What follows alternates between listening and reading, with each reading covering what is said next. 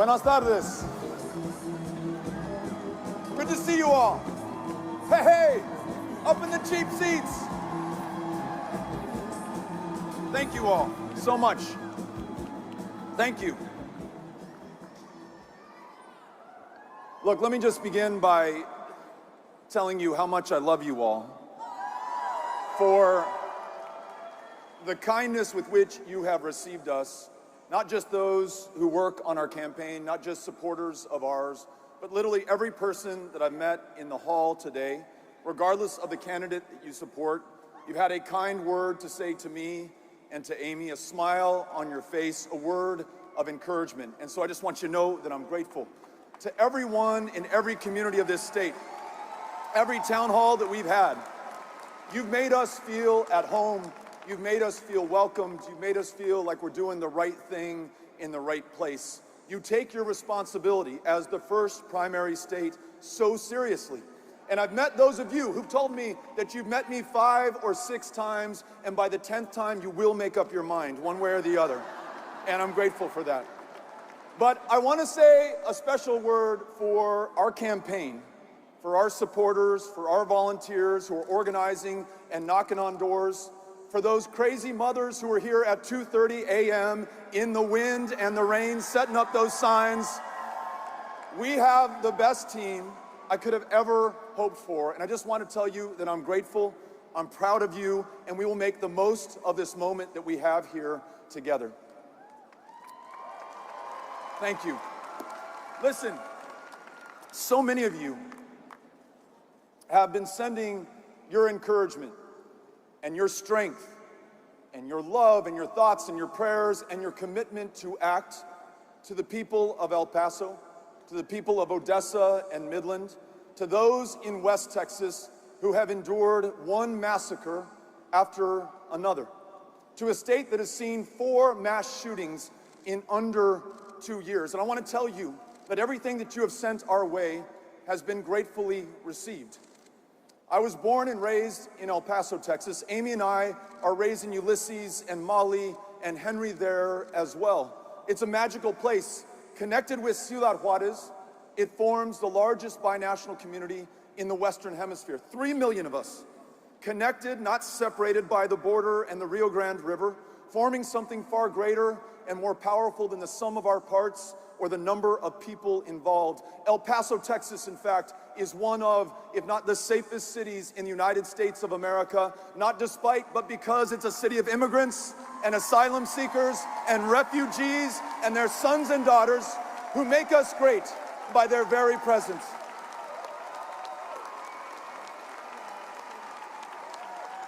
But on August 3rd of this year, we learned that no matter how safe or how special we are connected to the rest of this country. Martin Luther King reminded us that we are all caught in an inescapable network of mutuality, tied in a single garment of destiny. This is a violent country that loses more than 40,000 of our fellow Americans every year to gun violence. And this is a country that has been defined by foundational, systemic, endemic racism since the very founding of this country, August 20th of 1619, the first time that a kidnapped African was brought here against his will and made to serve as a slave to build the greatness and the success and the wealth of this country, which his descendants would never be able to fully participate in.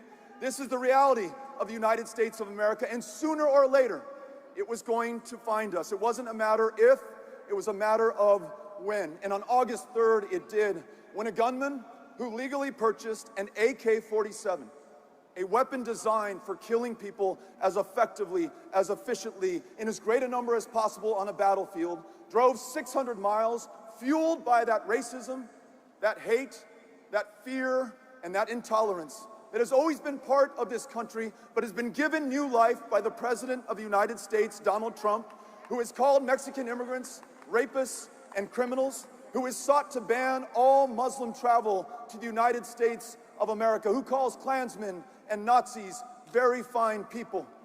This person drove 600 miles with that hatred, really at the invitation of our president, and opened fire with that AK-47 on innocent people in a Walmart, killing 22 of them and grievously wounding many dozens more. Though we are connected to the violence in this country, though we are connected to its racism, though there is no shield against this president who has no honor, no morals, and no ethics, we're also connected to a country that at its best is defined by its ambitions and its aspirations and the hard work and the resolve and the dedication of the people of America who want to see them realized. This is a country that has produced Moms Demand. This is a country that has produced March for Our Lives. This is a country that has produced the leadership that will ensure that we not only have universal background checks and red flag laws and end the sale of those weapons of war, but that we go the necessary steps further, as politically difficult as they may be. A gun registry in this country, licensing for every American who owns a firearm, and every single one of those AR-15s and AK-47s will be bought back so they're not on our streets, not in our homes. Do not take the lives of our fellow Americans. And we're going to do that together. This is a country that produced the North Carolina A&T 4, who on February 1st, 1960, walked into a Woolworths, sat at the counter, and tried to order coffee and were denied service based on the color of their skin. But they did not give up. They had the courage of their convictions. They returned day after day until on July 25th of that year, that lunch counter was integrated, until later on they shocked the conscience of this country, inspired others who were willing to act and defy Jim Crow and segregation in this country, like those children in Alabama who were arrested by the hundreds in the Children's Crusade in 1963.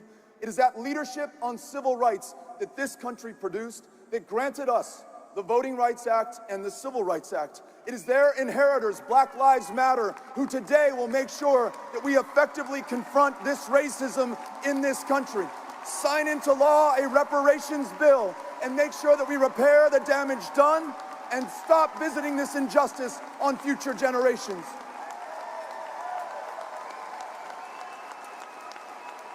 And it is this country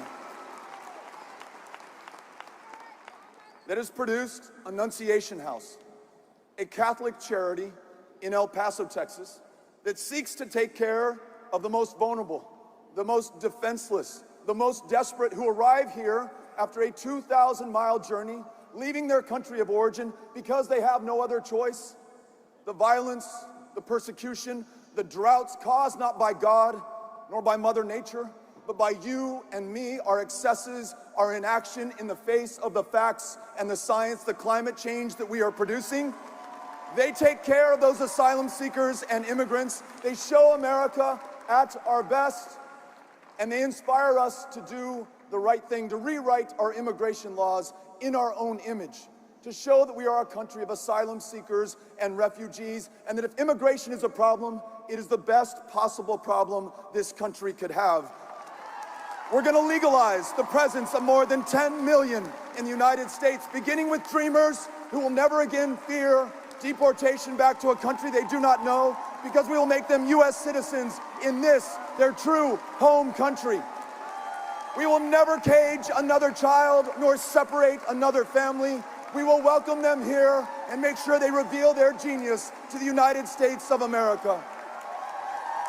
And then working together, we will make sure that this economy works for everyone. No one has to work a second or a third job just to make ends meet, because we pay them a living wage at the one job that matters to them.